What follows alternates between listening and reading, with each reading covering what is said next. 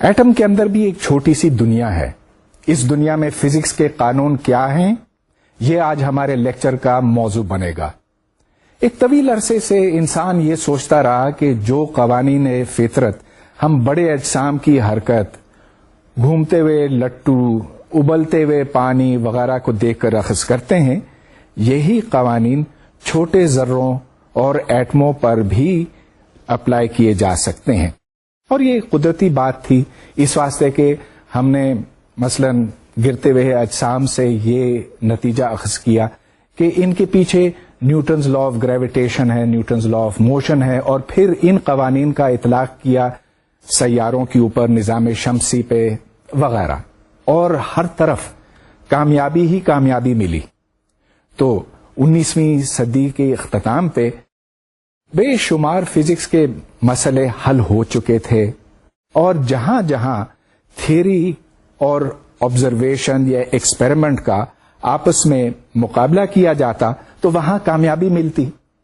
لہذا 19ویں صدی کے اختتام پہ بہت سے طبیعت دان یہ سوچ رہے تھے کہ شاید اب تو ہمیں فزکس کے تمام قوانین معلوم ہو چکے ہیں، ہم نے فطرت کی اصلیت سمجھ لی ہے، اور بس اب صرف اتنا باقی ہے کہ جو جو قوانین ہم نے اخذ کیے ہیں ان کا اطلاق کرنا ہے مختلف مظاہر کے اوپر، لیکن اب اس کے علاوہ اور کوئی کام باقی نہیں ہے.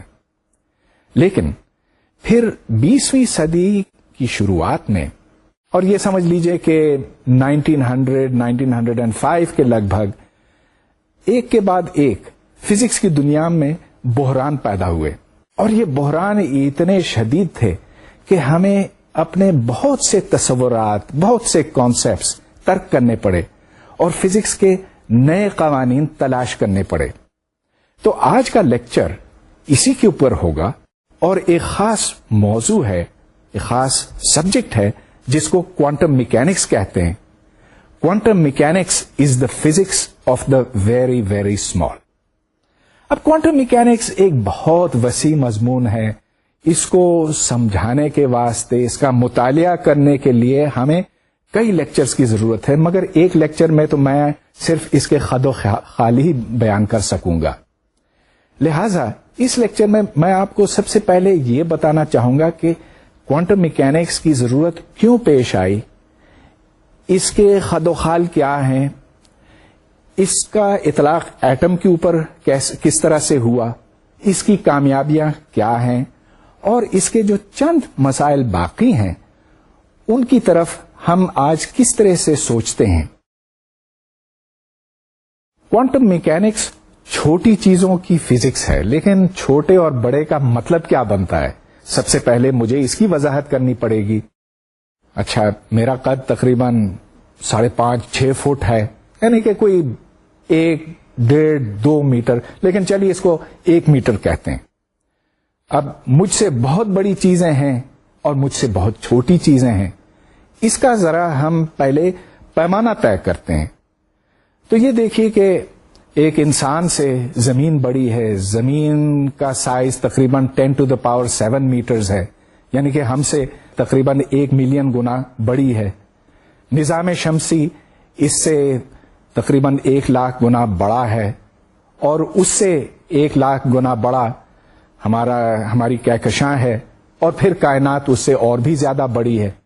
اگر ہم دوسری طرف چلیں تو ہم سے چھوٹا ایک خلیہ ہوتا ہے، خلیہ ہم سے تقریباً 1 لاکھ گنا چھوٹا ہے، اور پھر خلیے سے چھوٹا ڈی این اے مالیکیول ہے جو 10⁻⁶ میٹرز ہے، اس سے 1000 گنا چھوٹا پانی کا مالیکیول ہے، اور اس سے 10 گنا چھوٹا ایک ایٹم ہے وغیرہ. تو اس سے ہمیں کچھ اندازہ ہوتا ہے کہ چھوٹے اور بڑے کا مطلب کیا. اب کوانٹم میکینکس وہ سائنس ہے، فزکس کا وہ شعبہ ہے جس کا تعلق تقریباً ایٹامک سائز سے ہے، یا ایٹم سے چھوٹی چیزوں کے اوپر اس کا اطلاق ہوتا. ایٹم سے تقریباً 10,000 یا 1 لاکھ گنا چھوٹا ایک گٹھلی ہے جس کو ہم نیوکلیس کہتے ہیں، اور اس گٹھلی کے اندر نیوٹرونز اور پروٹونز ہیں نیوٹرونز اور پروٹونز اس سے 10 گنا مزید چھوٹے ہیں. اور اگر آپ نیوٹرونز اور پروٹونز کے اندر جھانک کر دیکھیں تو آپ کو دوسرے ذرات ملیں گے جن کو کوارکس کہا جاتا ہے. کوارکس کے سائز کے بارے میں ہمیں اب تک کوئی علم نہیں. لیکن اگر ہم دوسری طرف چلیں، مطلب یہ کہ مائکروسکوپک یا بڑی چیزوں کی طرف چلیں، تو وہاں پر ہمیں کوانٹم میکینکس کی کوئی ضرورت نہیں پڑتی.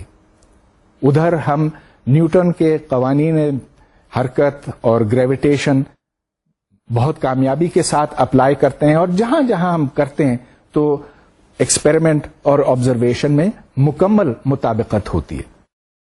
لیکن جب ہم ایٹم کی سطح پہ جاتے ہیں یا ایٹم سے چھوٹے ذروں کی طرف جاتے ہیں تو وہاں یہ قانون فیل ہو جاتے ہیں اور وہاں پھر ہمیں کوانٹم میکینکس کی ضرورت پڑتی. اب کوانٹم میکینکس کے خد و خال میں آپ کو بتانا چاہتا ہوں مختصراً. اس کے اوپر ہمیں بہت بات کرنی پڑے گی. سب سے پہلے لفظ کوانٹم کی بات کرنی. کوانٹم کا مطلب ہے پیکٹ یا پڑیا، اور یہ پڑیا کسی اور چیز کی نہیں ہے، انرجی کی ہے. تو اب مثال کے طور پر آپ ایک سیڑھی چڑھتے ہیں، یہاں سے یہاں، یہاں سے یہاں. اب سیڑھی یا تو آپ پوری چڑھتے ہیں یا بالکل نہیں چڑھتے. تو اگر آپ نے 4 سیڑھیاں 4 قدم آگے بڑھائے تو اس کا مطلب یہ کہ 4 یونٹ سے آپ کی اونچائی اوپر بڑھی ہے. یا اگر آپ نے ایک سیڑھی اوپر چڑھی تو 1 یونٹ سے آپ اوپر گئے. آدھا یونٹ یا 0.3 یونٹ یا 0.7 یونٹ سے اوپر جانا یا نیچے آنا ممکن نہیں. تو کوانٹم کا مطلب ہے ڈیفینٹ اسٹیپس، اور اس کی جمع کوانٹا ہوتی ہے. اسی طرح سے ایٹمز اور مالیکیولز صرف چند مخصوص انرجی اسٹیٹس میں ہو سکتے ہیں.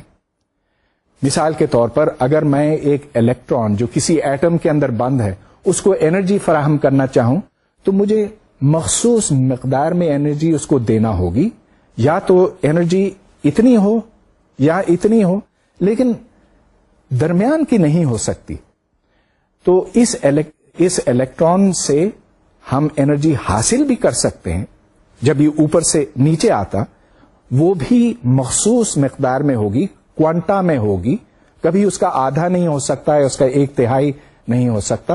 It is always in definite steps. Atoms اور مالیکیولز پر بھی یہ بات صادق آتی ہے. اب بہت سے مالیکیولز ہیں، مثال کے طور پر پانی کا مالیکیول ہے، H2O ہے یا CO2 ہے. ان میں بھی جو انرجی ہوتی ہے اس کی مخصوص مقداریں ہوتی ہیں. تو مثال کے طور پر ایک کاربن ڈائی آکسائڈ کا مالیکیول یوں آسیلیٹ کر سکتا ہے، مگر اس کی آسیلیشن کی انرجی آربیٹری نہیں ہو سکتی. یہ نہیں ہو سکتا کہ اس کی انرجی 0.023 یونٹس ہو.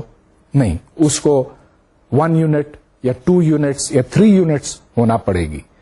تو بنیادی بات یہ کہ کوانٹم میکینکس میں انرجی کوانٹائزڈ ہوتی ہے. اٹ کی ناٹ بی مور اور لیس دین اے سرٹن اماؤنٹ. اب یہ سوال پیدا ہوتا ہے کہ ہم اس نتیجے پر پہنچے کیسے؟ اور جیسا کہ میں نے آپ کو بتایا تھا 19ویں صدی میں لوگ یہ سمجھتے تھے کہ بس فزکس کے اختتام پہ ہم پہنچ گئے، مگر 3 بڑے بنیادی مسائل ایسے تھے جن کا کلاسیکل فزکس میں کوئی حل نہیں تھا. اب کلاسیکل فزکس سے میرا مطلب کیا؟ سب سے پہلے نیوٹنز لاز آف موشن، اس کے بعد میکسویلز ایکویشنز یا الیکٹرو میگنیٹک تھیوری، اور پھر تھرمو ڈائنامکس یا اسٹیٹسٹیکل میکینکس. اگر آپ اس فریم ورک کے اندر رہتے ہوئے ان 3 مسئلوں کا حل ڈھونڈتے تو پھر کوئی حل نہیں نکلتا. اور یہاں پر ایک بڑا سخت قسم کا تضاد پیدا ہوا تھا. اب یہ 3 مسئلے کیا تھے؟ سب سے پہلے بلیک باڈی ریڈیشن، پھر فوٹو الیکٹرک ایفیکٹ، اور پھر atomic spectra. Black body radiation کا پہلے میں ذکر کر چکا ہوں کسی پچھلے لیکچر میں، مگر اب اس کو پھر دہراتا ہوں. فرض کیجئے کہ آپ کے پاس کوئی